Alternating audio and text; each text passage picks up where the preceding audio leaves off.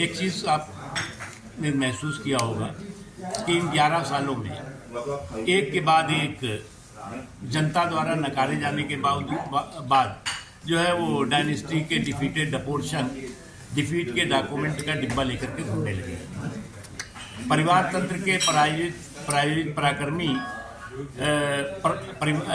पराजय के प्रमाण पत्र की पेटी लेकर के घूम रहे हैं और पूरे देश को ये बताने की कोशिश कर रहे हैं कि हम जो है वो जनता ने हमें नहीं हराया, बल्कि जो है वो हमें तो चुनाव आयोग ने हरा दिया है, हमें जो है वो चुनाव की मशीनरी ने हरा दिया है। तो इसका नतीजा ये हुआ कि ये जो है वो चुनाव के मैदान में जो है वो पराक्रम करने के बजाय जो है वो चुनाव मशीन के साथ, चुनाव की मशीनरी के साथ जो है पंगा लेने में लगे हुए हैं। और आजकल तो जो है वो पतंगबाजी का जो है वो माहौल चल रहा है, तो उसमें जो है वो पंगे का जो है वो मूड ठीक नहीं है किसी के लिए, किसी भी के राजनीतिक पार्टी के लिए। दूसरी चीज़ ये कि ये जो जिन पार्टियों को जो है वो रणबांकुरी करनी चाहिए, वो रण छोड़ बहादुरी के रिकॉर्ड में लगे हुए हैं।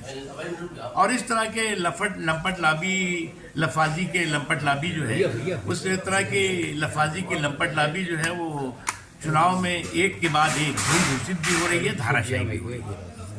आज जो है वो देश में सुशासन, समावेशी सशक्तिकरण और सनातन का अमृतकाल चल रहा है।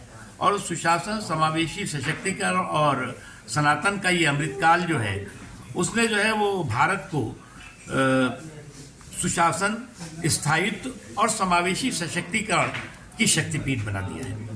और आज पूरा दुनिया जो है कि संकट और कंटक के दौर में भारत बिना रुके हुए, बिना थके हुए जो है वो जिस तरह से जो है वो उसकी सफलता का सफ़र आगे बढ़ रहा है, वो निश्चित तौर से जो सुशासन का, स्थायित्व का और सनातन का जो संकल्प है और उस संकल्प को सिद्धि में बदलने का जो उसकी जो सोच है नरेंद्र मोदी जी की, उसका नतीजा है कि आज जो है वो देश तमाम तरह के संकटों और कंटकों को पछाड़ करके मजबूती के साथ आगे बढ़ रहा है। बांग्लादेश की बात करें तो वहाँ पर अल्पसंख्यक हिंदुओं की लगातार हत्याएं हो रही। देखिए, बांग्लादेश को जिस तरह से कुछ कठमुल्लाओं ने वहाँ की पूरी व्यवस्था को जो है वो कैद कर लिया है, और जिस तरह से कठमुल्लाओं ने इस पूरी व्यवस्था को अपने कठमुल्लापन के कैद खाने में और कबाड़ खाने में कैद किया है, वो बांग्लादेश के हित में नहीं है।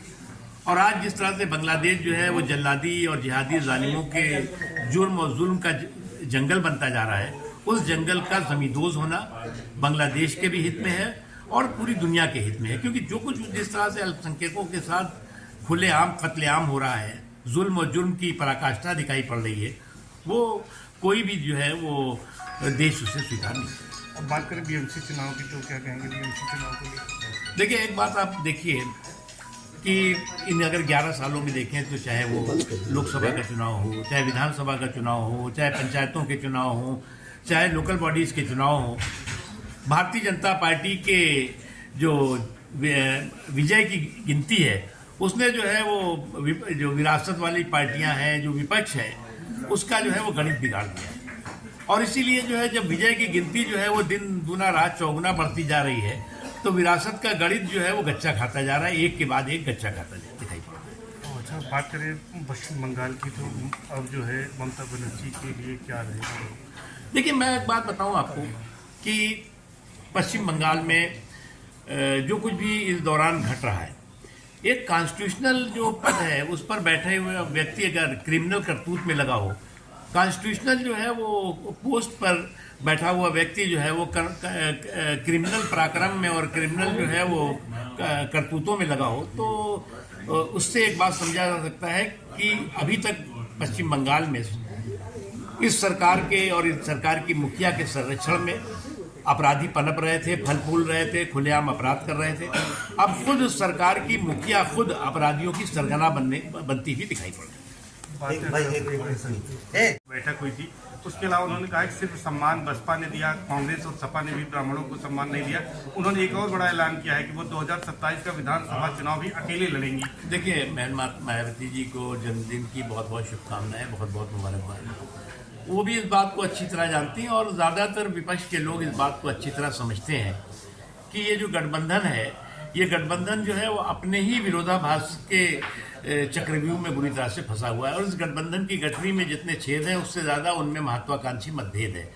गठबंधन के छेद को रफू करने और मतभेद को रफू चक्कर करने में जो है वो चुनाव भी निपटते जा रहे हैं और गठबंधन भी निपटता जा रहा है। इस बात को मायावती जी भी समझ रही होंगी। तो वो अकेले लड़े या दुकेले लड़े, उनको एक बात तो अच्छी तरह से मालूम है, आज देश का मूड और माहौल भारतीय जनता पार्टी और एनडीए के पक्ष में।